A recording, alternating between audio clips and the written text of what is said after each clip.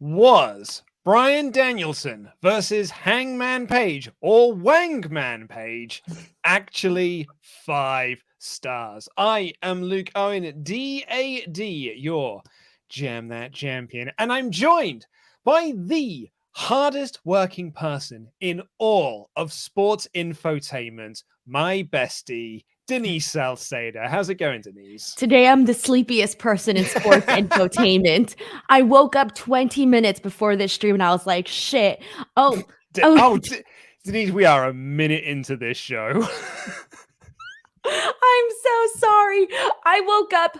God, I was trying to wake up at 7 and then I accidentally woke up at 7:40.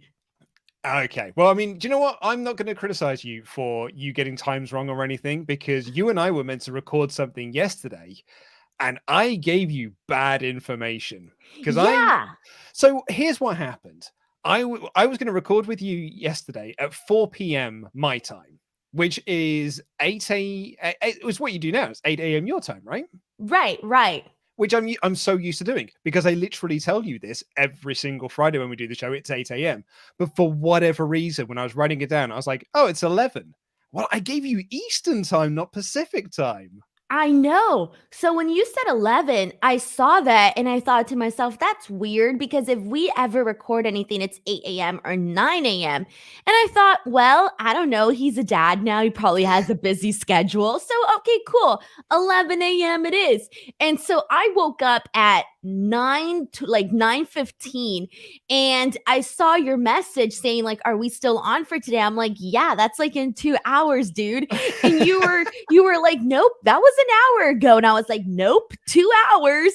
Yeah, sorry about that. And I suddenly felt really bad about it as well, because you'd asked me if I wanted to be on one of your videos, and I was like, I can't do any evening records at the moment because of all the dad stuff. And then here I am messaging you being like, by the way, can you do an evening record? Well, I didn't like think about that, but I was like, okay, cool. Like whatever his schedule is perfectly fine with me. I'm not gonna complain about an 11 a.m. show. It's way better than 8 a.m. So I was totally okay with that. And I should have known that it was a mistake, because you never asked me to record at 11 a.m.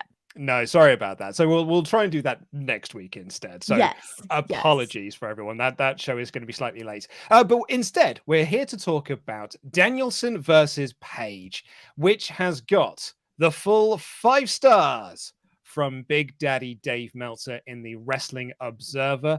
Fun fact for you, this marks Danielson's second 5-star rated match in his AEW career. In fact, actually, I believe it's his career full stop, following the time limit draw against Kenny Omega at Dynamite Grand Slam. It's also Hangman Page's second 5-star match in a month, because he got 5.5 stars for his match against Omega at Full Gear. So, very, very well done to the pair of them. But my question I had for you, I'll go into like Dave's thoughts in a second and why he scored this 5 stars. But from off the bat with you, what did you make of the match? Dude, I love the match. I thought that the whole hour, like the whole body of work that they did during and throughout the match was really good. The pacing was phenomenal, given that. I mean, I don't know how you watch, Luke, but for me, I clearly get commercials. I get a couple of commercials. The commercials never took me out of it. I love the aggression. I love how Bryan Danielson essentially went into this, practically wanting to kill Hangman Page. And we saw that throughout this entire match. Now, the only thing that I had said was I was one of those people that was torn with the time limit draw. I saw both sides of the argument. I saw both sides of people wanting to see a clear, definitive winner. One of those, most people wanting to see Hangman Page win so that they could, solidify him really as as a champion. This was his first official title defense. You want to see your babyface champion essentially get a clean, definitive win. And then there was, the whole other argument of like, well, regardless, this was still a phenomenal match, et cetera, et cetera.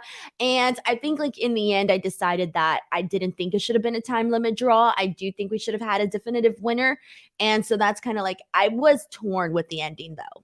I have to think that with reading what Meltzer had to say about the match, I think that this probably would have got more than the 5 stars had it not been for the commercial breaks. So this is what Dave wrote. Adam Page versus Bryan Danielson for the AEW title opened as the first 60-minute draw on a major US television show since Triple H and Benoit 18 years ago. TJP and Josh Alexander did do one on Impact, and a few New Japan matches have aired on Access, including both of the Omega Okada matches. I'd go 5 stars here, and that's with the disadvantage of it having commercial breaks, as I'm sure it was better uninterrupted. I saw 2 unreal matches, Roma Takahashi and Yo, on the same day. This was better at subtleties and making spots mean more, and better selling to a degree. It was even better with the crazy spots due to Page. Both engaged the crowd tremendously and peaked it for the most part when it should have done. Tanahashi versus Yo did peak higher at the end due to the better near falls, but this was the better match of the two. Takahashi versus Yo also had the advantage of no commercial breaks. Early on, the ad breaks were fine, but for whatever reason, when you're 45 minutes into a classic and they go to a break, it hurts more than I thought.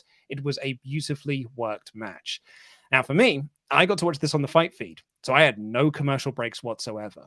But I will say this, and I've defended AEW in this with the Fight feed before, because this was the complaint that people had against Blood and Guts, was that the commercial breaks really killed the pacing of the match, which I didn't see because I had the Fight feed. You can tell when they're in commercial breaks. Even on the Fight feed version, you can tell, you can hear Excalibur say, like, we'll be back in 90 seconds. It's picture in picture, restaurant quality, and all that sort of stuff. But you can tell when they're in a commercial break as opposed to when they are not in commercial break. And you can even feel like the second that I watching a match on Fight, you're like, all right, they'll be coming back from the commercial break in about 10 seconds. Because you can just feel the way that they're moving in the ring and the way that the cameras are operating. You're like, okay, the commercial break's nearly over. Yeah, and that's the thing, like, I remember, like, Blood and Guts, and I remember thinking the exact same thing as somebody that got stuck with commercials. I felt that way, like, hey, that match was like 50-50 now that I, like, recall. I'm trying to remember how much I actually loved it or didn't love it, but I didn't feel that way with this match because even when they did do the picture-in-picture, there's so many times where they do the picture-in-picture, right? And you, like, other matches, you see them get into rest holds. Why? Because they know they're in the commercial break. This one, I literally saw Bryan Danielson expose the concrete floor and then do like a DDT on Hangman Page. And I'm like, all right, that's something that doesn't always normally happen in a picture-in-picture. So for me, like, there's been other matches where I'm like, oh, this match was good, but it was hurt by the commercials. I didn't feel that way with this match. And I know that other people did because people were telling me that. But personally, my experience, I did not feel that way. One question I did want to ask you is, when did you work out that it was going to be the time limit draw? So it was funny because when this match first started and it was the opening match, I thought, something is going on here. That was the first clue. Then they started working this match, and like within the first minute, 2 minutes, you knew that they were going to go for a long match. But at that point, I still thought, oh, maybe it's going to be like a 30-minute match or something. And then once we started getting towards the 30-minute mark, I thought either they're going to do a solid 45 minutes, but at that point, it's like you might as well do the whole hour. So at that point, I started thinking, all right, they're going to go the full hour. And then even knowing that that was going to be a possibility, they still didn't lose me in the match, which was good because I could have easily been like, all right, well, I'm going to zone out these next 20 minutes and not pay attention because they're going to go the full hour. And then at one point, I already knew, and I think everybody knew. And that's why, some people did not like that was telegraphed. And I get that argument as well. But for me, when you're going out there and you're putting on a good match, it helps that. I didn't feel, even though it was the full hour, I didn't feel like I was just sitting there for an entire hour watching, some boring old match. I didn't feel like that. And so I kind of got it by once it surpassed the 30-minute mark. For me, when it came to the finish, I was texting Ollie about this in the morning, and he messaged me being like, I really think that my feelings on this match are out of line with what everyone else is thinking. And everyone else is you go on Twitter and you had Sean and John Alber and Bixen Span, and everyone's talking about oh man, what a great match. One of AEW's best matches they've ever done. Top 3 matches AEW have ever done. And he was like, I feel like I'm out of step because I thought it was good, but I didn't love it. And I was sort of in a bit of a similar boat. And for me, it came down to that finish. It's because what I wanted to see was Hangman win. I wanted them to go Broadway, but Hangman wins just in the final seconds. And you have this big, Hangman Page pins Danielson in the first match, right? And then the more I thought about it and the more I was listening to other people talk about it, the more I was reading things about it and just playing back the match, and it's now been 24 hours since I've seen the match, I now like the finish more because I'm enjoying the story that they're telling of Hangman Page. What happened is I got worked. I got worked by the finish. And if in that respect, I think that makes it a really great finish. Well, first of all, be careful whose opinions you read because not everybody's opinions matter, FYI. Secondly, yes, Sean. more importantly, like I feel like that is a common thing that I see where like if the majority of people on social media like something, a lot of people feel that they cannot express their feelings or they feel like they're going to be wrong. And I think that's like complete and utter like I hate that. Like, just because somebody else feels like, oh, they love this, you do not have to love it because somebody else did. Like, first and foremost, like, I really do think that whatever people feel is like the right feeling. Like, dude, it's entertainment. Like, this isn't politics. This isn't like something where you legitimately like it's life or death. Like, it's wrestling. It's sports entertainment. Okay. Let's chill for a second. So like for me, whenever I don't like something, I'll just say it. Like, screw that. Like, I don't like it. And I don't care if you liked it. I'll take the heat. I don't like it, but give your reasons as to why. That's a whole other thing. What was your question? Oh, I didn't even have a question. It was just more of a statement about the finish and like, just sort of like where I was kind of trying to think about things and, where I landed on the match. And I suppose to get into the question at hand, is this a 5-star match? Okay, so let's break it down into two sections. First off, I think star ratings, like everyone else, are a completely subjective thing, but people really dig Meltzer star ratings and people really like to discuss them. So I think first off the bat, do you think it's a 5-star match? Yes. Yeah, I mean, I think same here, to be honest. The more I think about it, the more I think it is. I think if Dave had gone higher, I probably would have disagreed. But I think this being at a solid 5, like, for example, I don't think the Full Gear match is 5.5 stars. I really don't think it was, because for me, it wasn't even my favorite match at Full Gear. That was Kingston Punk. Kingston Punk for me was a 5-star match, but I thought that like Omega Page, I was like maybe 4.5, maybe something like that. It didn't like fully grab me the way that I really wanted it to. So I disagree with them there, but I do think that this is 100% a 5-star match. Yeah, and then you also have to like think about like, the significance of the match, what it means and all of that goes into it. Obviously a match like Hangman Page and Kenny Omega meant a lot more than, even CM Punk versus Eddie Kingston was like my favorite match, like one of my favorite matches of the night. But when you think of like the significance, Kenny Omega Adam Page still meant like a lot more than that one did because of the story that they had been telling for such a long time. So I think that's another thing to, to consider, right? When you're, trying to decide on a star rating, etc. See, like my thing, like when I'm watching a match, I'm like, I either like it, I don't like it, or I freaking love it. Like, that's it. I have 3 options. Or actually, never mind. 4. I hate it. I like it. No, wait, I forgot. I hate it. I like it. I love it. Whatever. I already forgot my own rating system. People got it. The Denise rating system. We'll workshop it. It's you get it. Let's workshop it a little bit. But you get where I'm trying to get at, okay? I get what you're saying. Yeah, absolutely. Like I don't do like, hey, here's a star for that. Man, that was great. Here's another star for that.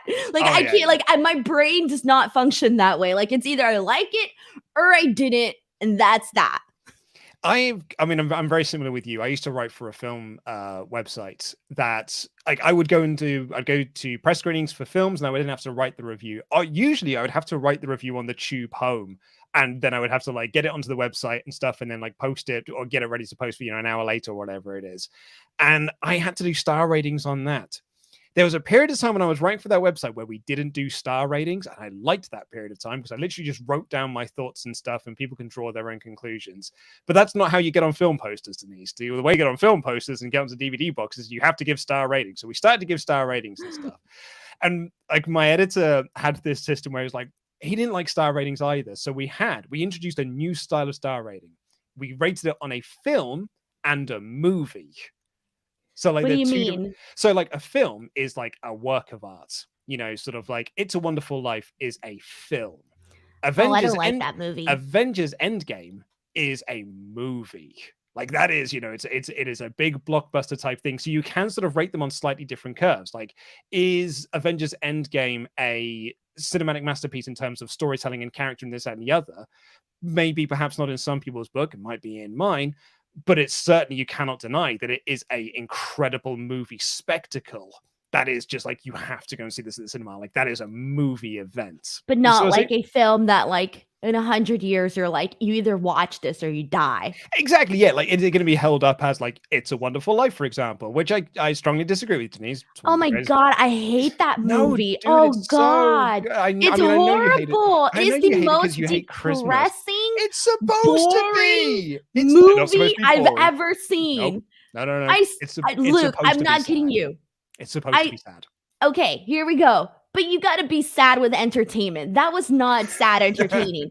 I saw a lot of good sad movies. I thought that one was just like, it was so long to get to the point, and then it gets to a sad, depressing point, and then they all like hug or something towards the end. I don't know. Yes, and it's like, oh, it's a wonderful very life. Happy. And I was just like, I wasted like an hour. I don't know how long was this movie, an hour and a half, 2 hours of my life. I was so upset because everybody was like, oh my God, It's a Wonderful Life is such a good movie. We all love it so much. And I'm like, all right, let me watch this movie. Let me be excited about it. And then I watched it and I was like, this is it. This is what everybody was talking about. I was bored out of my mind. You done, kids. You done, kids, with your TikToks and your Twitters and your Instagrams. It's just like, maybe Ridley Scott was right. You just can't appreciate movies because you're too busy looking at your old likes and your comments and your TikToks and your whatnots. See, that's not true because I have this app on my phone that I use. It's called the Old Movies app. And basically, it's literally called Old Movies. I kid you not. Amazing. I love the fact that I guarantee you things like The Empire Strikes Back is on there because, it's 40 years old. No, it's not. No, you get movies from like the 30s, the 40s, the 50s, and they're like those random ones. Like I can't even remember the movie titles. And I will sit there and I will watch those. And there are some great ones in there where I'm like, I never heard anybody talk about this movie. And this movie's phenomenal. And so like, yeah, so you can't even say that, oh, just because it's an old movie, Denise doesn't like it. No, It's a Wonderful Life is a boring movie. Strong disagree. I watch it every year with my mum, and I cry every single time. Okay. Now, secondly, I do want to correct myself for a second because I do like star ratings in movies. I used to do so there was a 1 year in my life, I forgot what year it was, where I went to go watch 52 movies in the theaters. 52 in 1 year, which is a lot. I don't do that anymore. And so I was rating them all on, I forgot what app. There was some app that I was like rating them all the movies on, and I would do the star ratings and I would put like a little review. But it was just like for me to like keep up with all the movies I watched. So that was pretty fun. Yeah, I mean, I actually forgot what the point I was actually going to make about star ratings. I just started talking about the fact I used to write for a film website where I was running star ratings. What was my point? I think my point was more, I like talking about things as opposed to giving them numerical value. I think that's kind of like where I come from. I think when it comes to like Meltzer star ratings, you gotta give it numerical value because how do you judge it in the sense of this was good? Yeah, but was it as good as this? Well, that's exactly it. But that's where I think the form of discussion comes in. That's why I like doing this podcast. Like I much rather do this podcast than I would tweet about a match because I can talk with my friends about this. I can talk with the people who are watching this and get their feedback on things. I think this is a much more constructive way of reviewing wrestling than just being like, I think that's a 5-star match, because like I consider and I can talk about like how I thought Danielson versus Page was amazing, and I thought it was easily the best match that was on that show. It might be the best match that we see all this month, but for me, I actually preferred Danielson Kingston on Rampage a few months back. Like that for me is like one of my favorite matches of this year. But maybe that's just because I love Eddie Kingston. You see, there's a whole bunch of factors that go into it. Like, I probably wouldn't have rated that match not as high as you probably would have.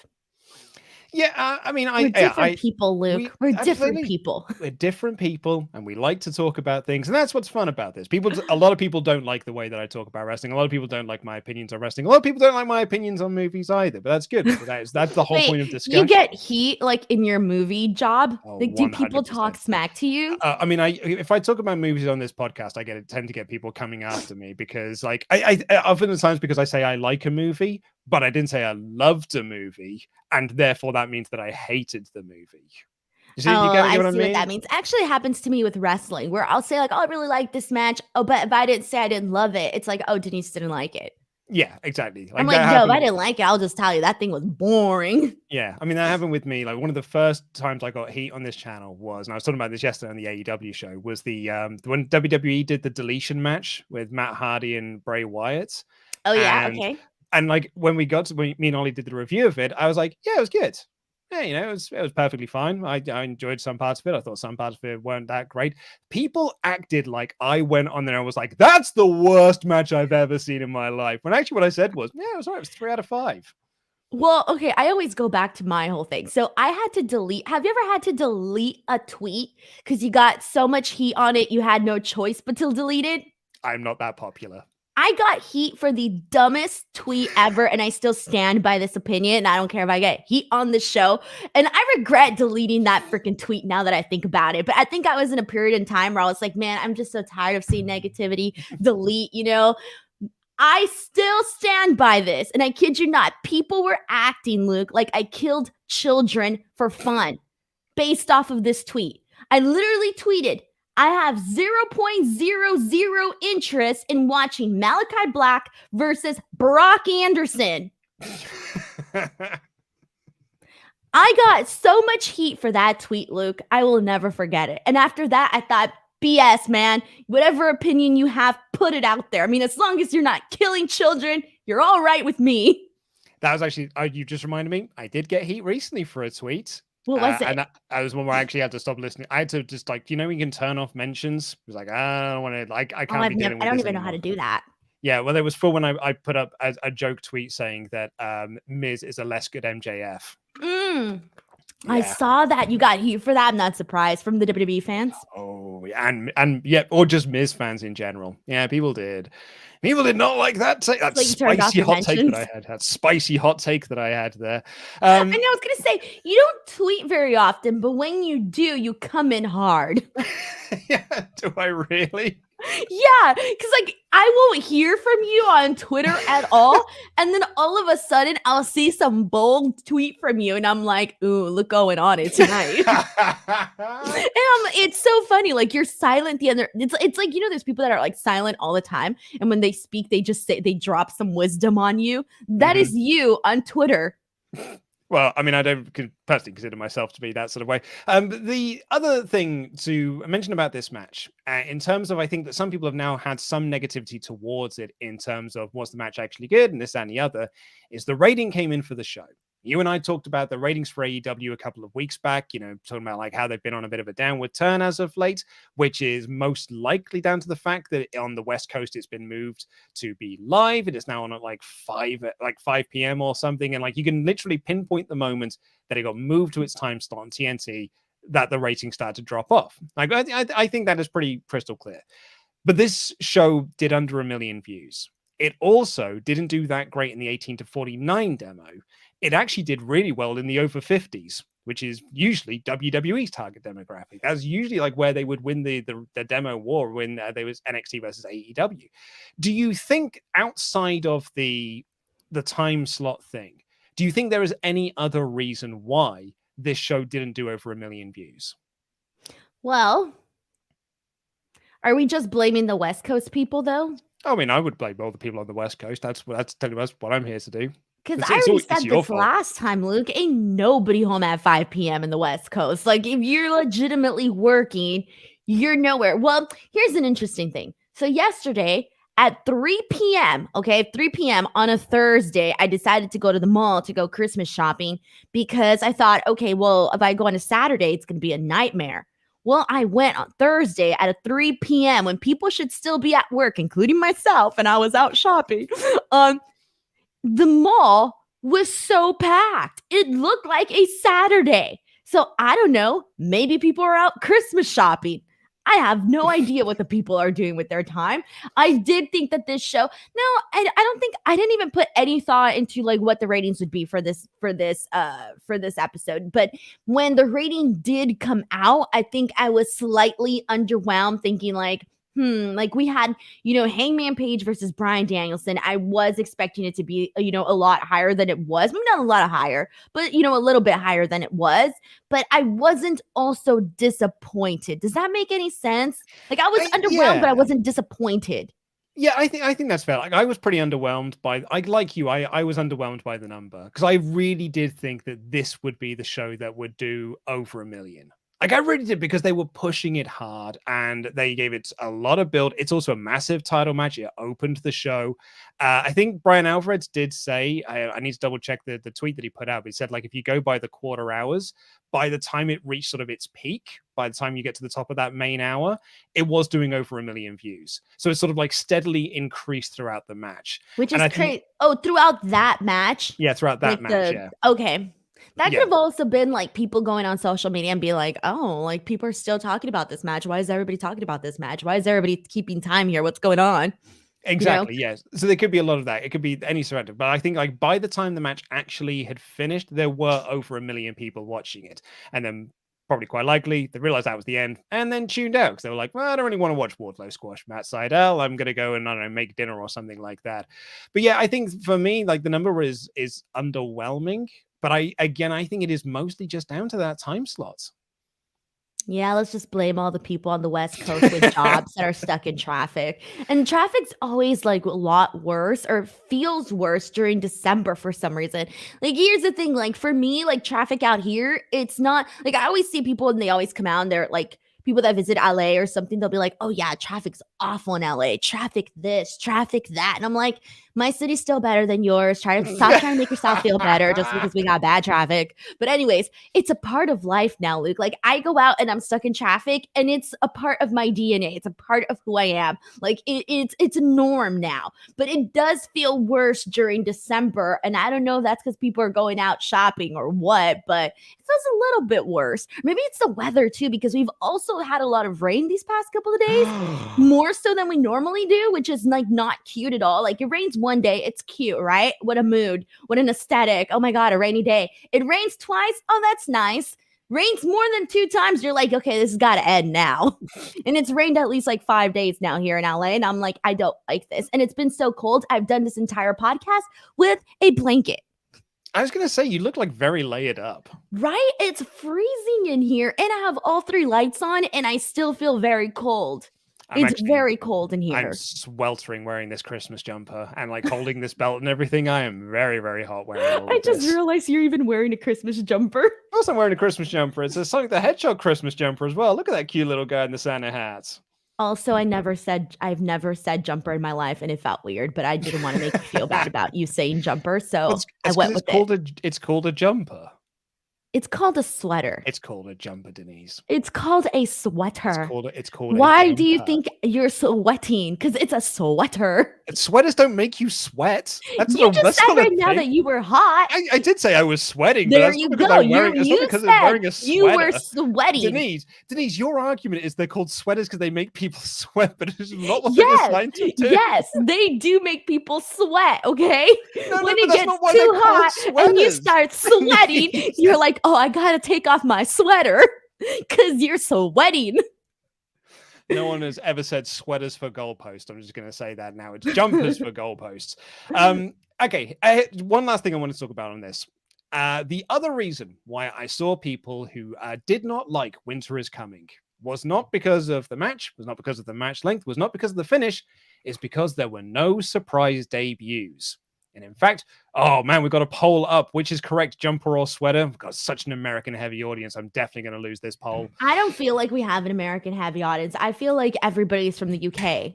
Oh, no, we have like 60, 70% US viewers. What? Yeah, we're like 70, maybe even 75%. Because like every time something like this happens, I always get all the UK people in my Twitter timeline telling me like, explaining stuff to me about like how stuff works in the UK. And I'm all right. Americans So aren't. I thought you guys had like a heavy UK audience. Oh, no. Americans aren't tweeting you, telling you that you're right. It's the Brits that, I mean, because I get Americans tweeting me, telling me that I'm wrong. So it's like, I don't get any Brits up in my mention confirming that I'm correct. American WrestleTalk fans, let yourself be known. I mean, you are leading the charge at the moment, 67% on the poll. Wait, so hold the phone. Hold the phone. Hold the phone. Wait, am I the first American that's ever been part of the WrestleTalk team, like officially? Correct. Yeah, so you're telling me on-screen talent, yes. You're telling me that you guys have a heavy American audience and have probably had so for a very long time, and you never thought, hey, let me get an American on here? Hey, some people have suggested it before, but like, you know, we never found any Americans that we liked. So thank you. I appreciate that. All right, well, there you go. I'll stop complaining. I'm kidding, of course. We like lots of Americans. Anyhow. No, you don't, Luke. Don't take it back. You already said it. Look, I can name you at least 5 that I like. Screw the other ones. I can name you at least 5 Americans that I like. I don't anyway, want to hear it. Well, Canadians are better. Anywho, the other reason no. Canadians are too nice. Come on. Canadians are way better. You need a little bit of an edge. No, Canadians are great. Anywho, so the other reason I saw was not because the match went too long. It's not because of the finish. It's not because of this, that, and the other. It's because there were no surprise debuts on the show. Particularly because the final angle of the night was FTR and MJF in the ring. The lights go down. The lights go down. And you can hear this ripple in the crowd being like, oh, this is it. This is going to be it. Because we've had TK saying that there are going to be surprises coming along in the next 4 weeks or so. The lights come back up and it's Sting. Cool. I mean, yeah, cool. And you can hear the crowd being like, spoiled. It's just Sting. Well, yeah, you can hear the crowd being like, oh, cool. I mean, yeah, Sting. That's cool. I like Sting. And then they cheer. But I think there were people that were expecting it to be, I mean, I don't know. But for me, when the lights went down, I was like, I was probably going to do the Briscoes because they'd done the angle at Final Battle, right? Right. Did you find the lack of surprise debuts to be disappointing to the show? No. And I'll tell you why. So prior to the show, I literally posted a question on Twitter. And I think I got a lot of responses. And I basically asked people hey, are you looking forward to are you expecting surprises, or are you kind of just I'm here for the ride, I'm just going to enjoy the show, I'm going to chill, etc. Really not, on the edge of your seat for debuts or anything like that. And I read a lot of the comments, and there were a lot of people that were like, yeah, I'm looking forward to some debuts, right? But I would say that the majority of the people were kind of honestly, I'm just here to enjoy the show. If there's a debut, it's a cherry on top. Now, with that being said, I personally feel like a lot of people were just going in to watch the show because everybody was mainly just excited for, Bryan and Page. That's what people really wanted to see. Other than that, people were really excited to see Serena Deeb and Sheeta. And then people wanted to see if Wardlow was going to finally turn babyface. That was another thing. So those were the top 3 things that I saw that people were excited about for this show. And then, when they did the lights out thing, that's where I think AEW messed up. I don't think they should have done the lights out thing, because if you're here thinking oh, well, we're not going to get any debuts. I wasn't expecting any debuts. We had the Brody King tease. Okay, great. We probably had the Kyle O'Reilly tease if you want to see it as a Kyle O'Reilly tease. And I'm like, okay, cool. I'm cool with that. And then when they did the lights out, I thought, oh, I guess they are going to do a debut. Who could it be? And then I'm waiting because it took a while. And then the lights come on and I saw Sting and my eyes were still searching. I was like, who else? Where are we looking? Who else is there? It was one of those things. It took so long because Sting is so old. It takes him a little longer to get into the ring. Oh, that is mean, Luke. That is mean. It is mean. You know what? I don't mean it. I actually don't mean it at all. I think Sting's and awesome. I thought I was the mean American here. Turns out it's the mean British. No, I think Sting is great. So we had the teasers of Brody King earlier in the show, as you said. When I had people saying to me last week on the AEW show, do you think Kyle O'Reilly is going to debut at Winter is Coming? I said no, because there's no Super Click match. There's no Adam Cole match, there's no Young Bucks match, so I'm not expecting a Kyle O'Reilly appearance. Had they been, if they had a match, then maybe I probably would have done. But the fact that Adam Cole essentially said to us, it's going to happen next week. So Tony Khan and a few other people have sort of like, there's been reporting of this and the other. But in fairness to Tony Khan, what he said is surprises are coming over the next few weeks. Like, keep an eye on every show. To me, that just makes it sound like he's just trying to get people to watch the shows. Yeah. But it's also being reported that we probably will be expecting some debuts over the next few weeks or so. Likely Kyle O'Reilly, likely Brody King. Dave Meltzer was also saying that, Bray Wyatt could be a potential, but most likely not, because he's working on his horror movies and stuff. And, but do you think that, who else do you think we could see in the next few weeks? I think you pretty much got the ones that I was expecting. I'll be realistic with you. And that's the thing too. Like, I almost feel like maybe that's why I'm not so like OMG debuts. Like, I kind of just really, because if you think about it, Luke, and I'll ask you this question, who's a wrestler that if they were to appear on AEW, that you would legitimately be like, oh my God, I cannot believe this. Like, I mean, legitimate pop reaction, like a Sting moment. Obviously CM Punk, we knew he was going to come in, but like a Sting moment or a CM Punk moment, a Bryan Danielson moment where you're like, oh my God, this really is happening. And I was thinking about that, and I was sitting in my kitchen thinking about this as I was eating dinner, and I thought to myself, I don't really think there's anybody for me that I would be like, oh my God, I cannot believe that this person is coming into the company. Like, I am in a shock right now. So everybody else is like, oh, cool, welcome. Thumbs up. Yeah, for me, it's Keith Lee. If Keith Lee debuts for the company, like that would be a legit mark out moment for me, because I'd be so super excited to see Keith Lee in the company. I think that's probably the top name. The other one for me is maybe Swerve Scott. Like, I'd be like super pumped if so, but like, I don't know if that is going to be like me marking out to the degree of like a Danielson or a Cole, or whether that is just a, oh sweet, thumbs up, that's awesome, Swerve Scott is here. Because I do think, I've been thinking about this for a while, and I'm probably not the first person to think about this, but I haven't seen anyone really mention it or talk about it. But I'm pretty sure the story they're telling with Sammy Guevara is that someone is going to debut and take the title off him, right? Right, like they keep putting over the story that like no one has won the TNT title on their first match. Like, they did the match with Jay Lethal, they did the match with Tony Nese in the his first Dynamite stuff, and it just feels like, oh man, it's the story that they're telling that one of the releases is going to debut for the company and they're going to take the title off of Sammy Guevara. As if it's my money, that's Swerve Scott's position right there. You know who I thought it was going to be, but obviously this person is still a question mark, because I was obviously thinking the same exact thing, like, hey, eventually someone's going to come in and win the TNT championship in this manner. I actually thought it should have been Johnny Gargano. I thought had they done that, but obviously we don't know what the hell Johnny Gargano's up to. We don't know whether or not he's coming. But if he does come to AEW, Johnny Gargano is the guy that should defeat Sammy Guevara for the title. Now, I know a lot of people are going to be like, no, I don't like that. But you know what? It's my idea, so it's there. There's only one person right now that I personally feel that I would freak the hell out. I mean, and this is excluding for example, your Rocks and Austins or Brock Lesnar, somebody like that. Obviously, this is excluding that because everybody would mark out, right? Obviously not in a wrestler capacity, but in any sort of capacity. I don't care what capacity. If it's come in and wave at the camera, I don't care. Kurt Angle is the only person right now where I would legitimately lose my mind if he were to come into the company, just because I'm such a big fan and want to see him all the time, and I don't care what capacity it's in. I think that's fair. I think the other thing that would probably make me mark out is if it is a champion from another company. Like if a Deonna Purrazzo showed up, or like a Mickie James showed up, or something, like a Roxy showed up with the ROH women's title or something like that. Like that would make me like, oh wow, that's really interesting, because that is something that I'm not expecting. I don't know where this storyline's going to go next. I would see it as oh my God, that's super cool, but I wouldn't be like, ah. Yeah. I think that's fair. The other name is obviously Okada. Like if Okada showed up, Okada, Denise. Damn it. 39 minutes. Oh, no, that's fine. I don't mind that one. Okay, sorry.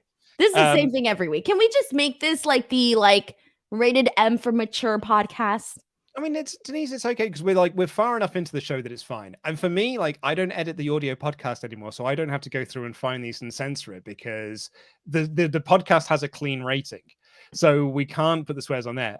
Editor Vinny has to go through and he has to remove them. So for me now, you want to swear? You go ahead and swear. I don't have to take them out. It's not my job anymore.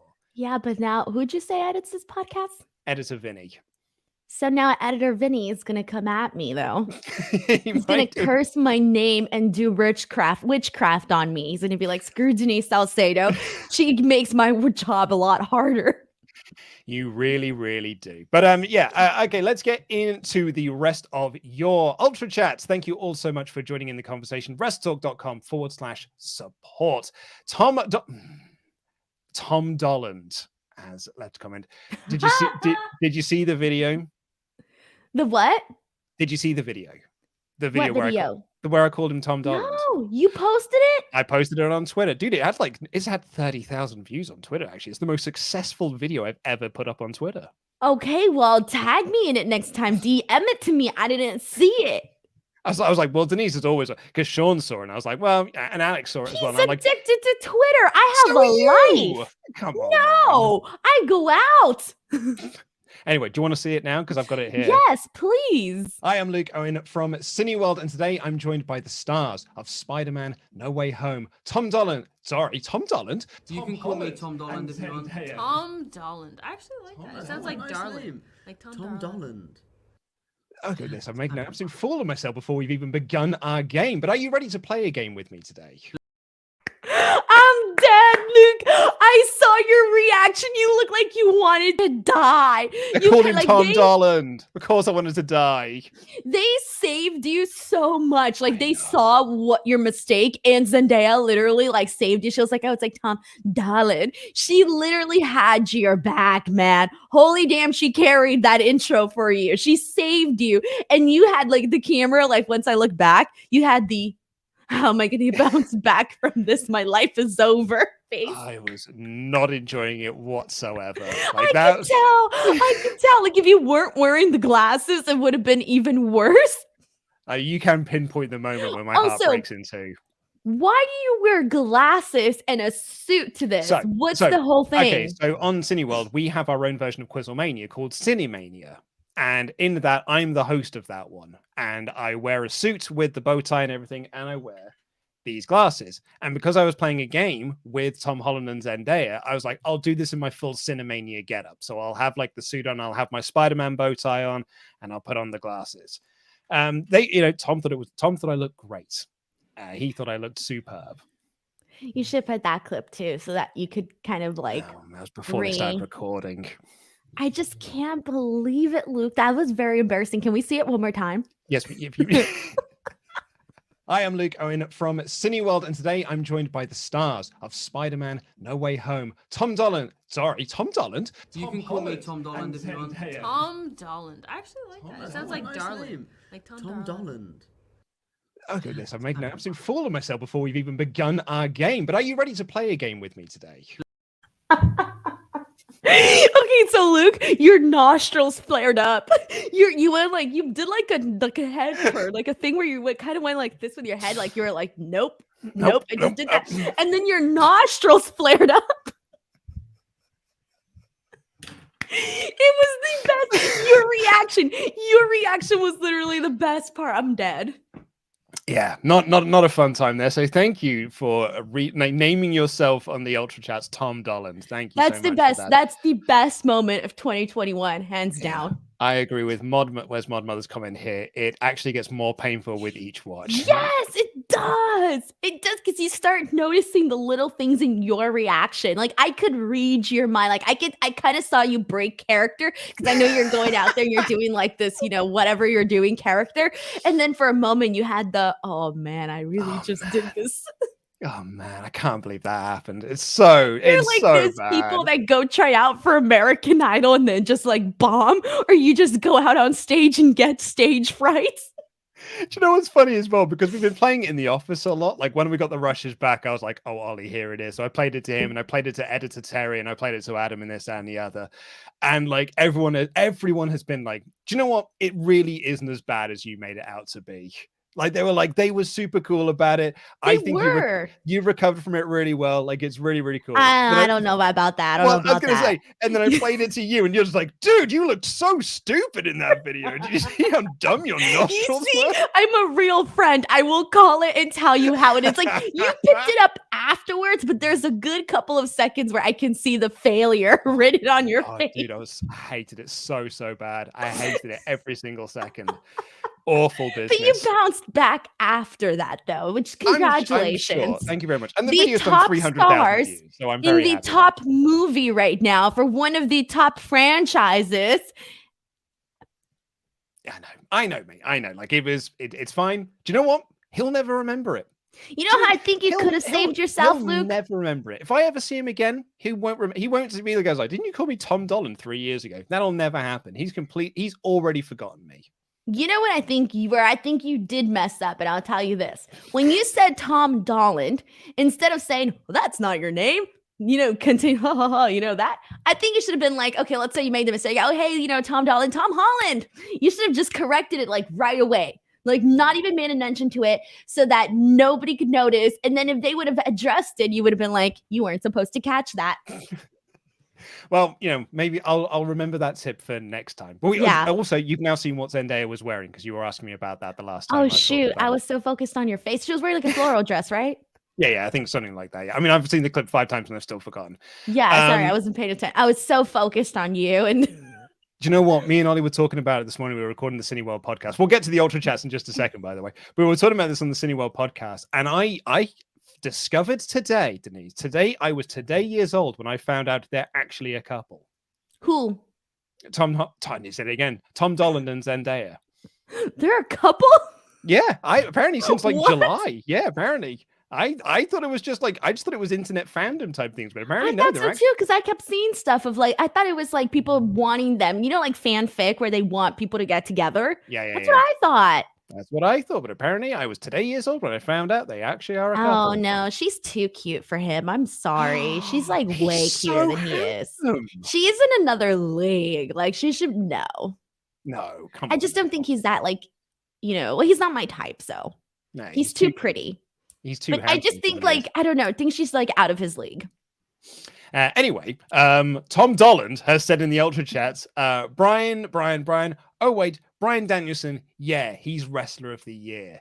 Do you think he's Wrestler of the Year?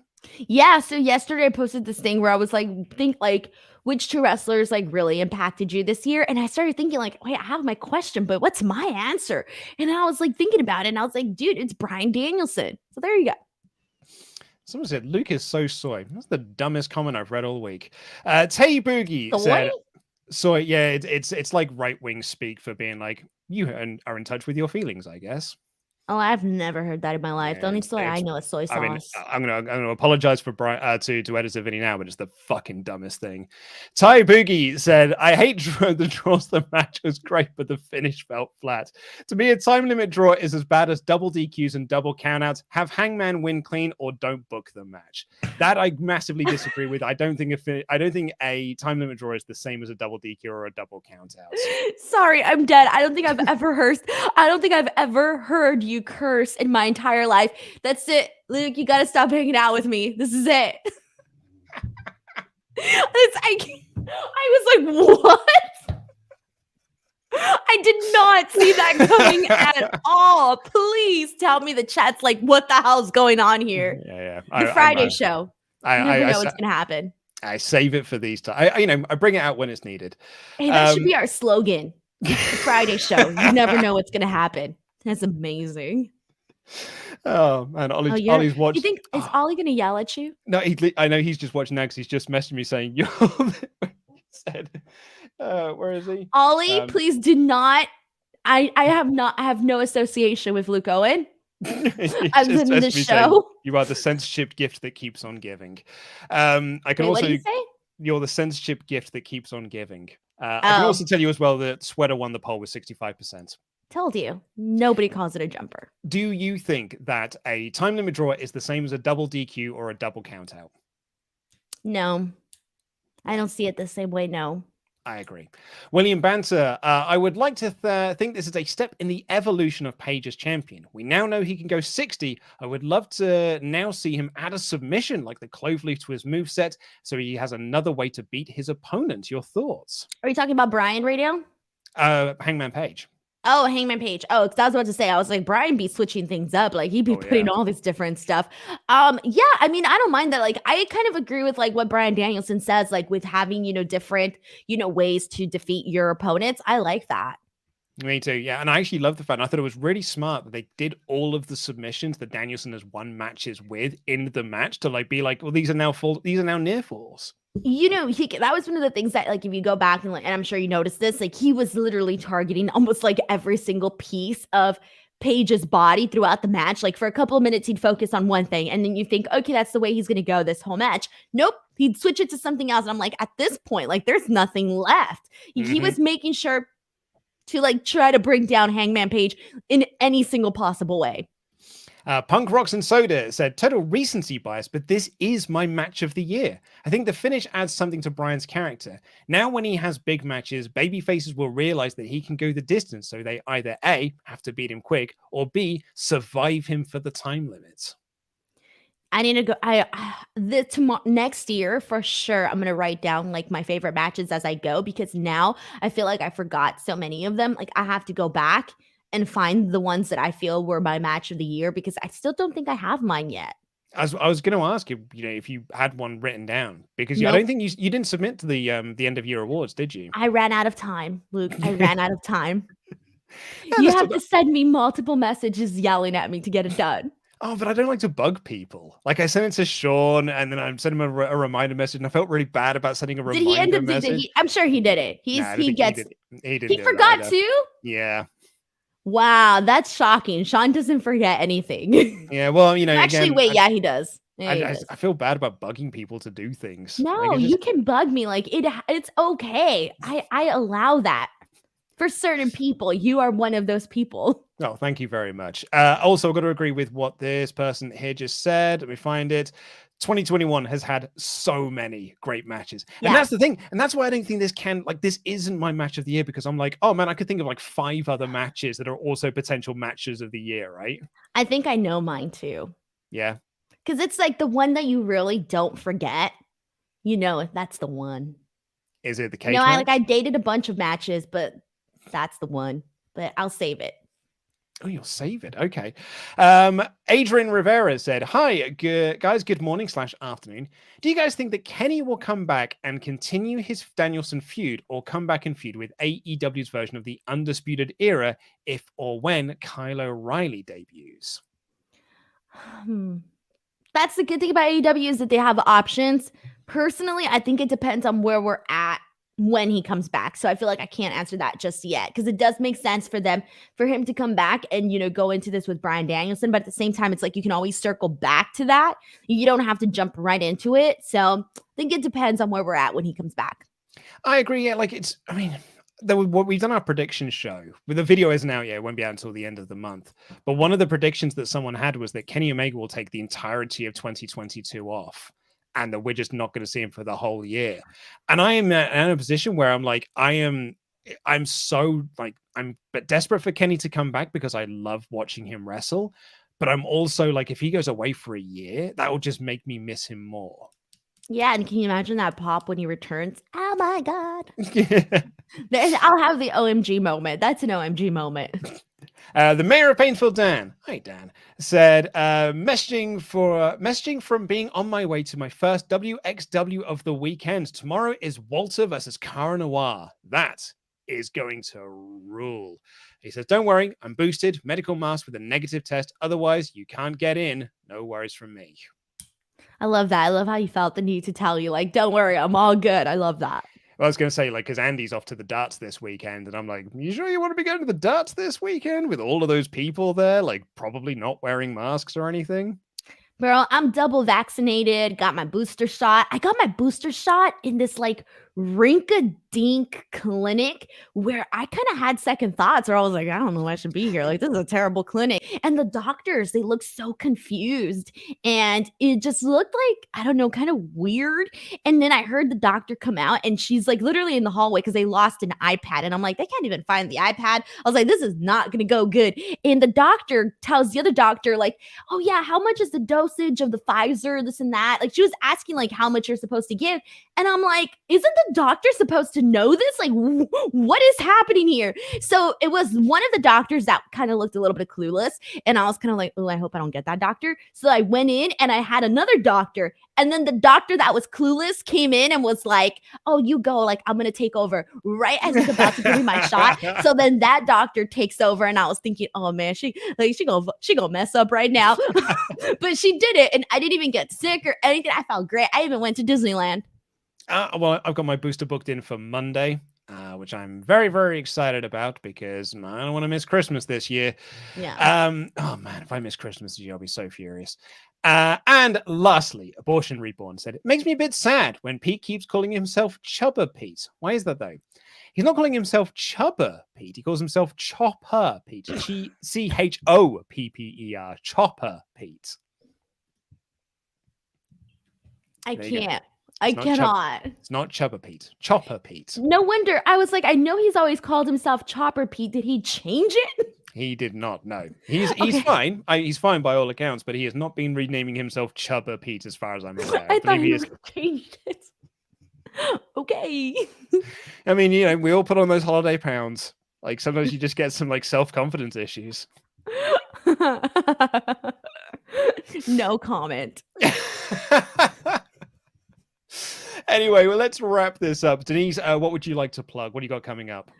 Literally youtube.com/Denise Salcedo. If you haven't followed me on Twitter @ Denise Salcedo, I'm almost at 50K. Please go help me out. F4W online Tuesdays, Wednesdays, and Fridays. I'm live on there. Speak Now Pro Wrestling. That's all I got to plug. We'll be back tomorrow with the SmackDown review. It's actually going to be Tempest and Laurie reviewing SmackDown because Chubba Pete is away on holiday this week. Pete, bless his heart, bless his little cotton socks. He's doing so much legwork over the Christmas period because I'm off for 2 weeks, Laurie's off for 2 weeks, Adam's off for 2 weeks, Ollie's off for a week. It's basically Pete is running the ship on his own. Did you say bless his cotton socks? Bless his cotton socks. Is that like a saying? Yeah, I think it's a saying over here. Oh, I'm going to start using it. Bless cute, your right? cotton socks. Bless your cotton socks. It's a cute little thing to say. Bless your cotton underwear. That's what I'm going to use. And then I'll be back with Ollie Davis doing the Raw review on Tuesday. I'm sure it'll be grand. I am Luke Owen, DAD, your Gem That Champion, wearing my festive Christmas jumper. And that has been the hardest working person in all of sports infotainment, Denise Salcedo. And that was wrestling. Have a great weekend, everyone. Gem That Gem. Bye-bye now.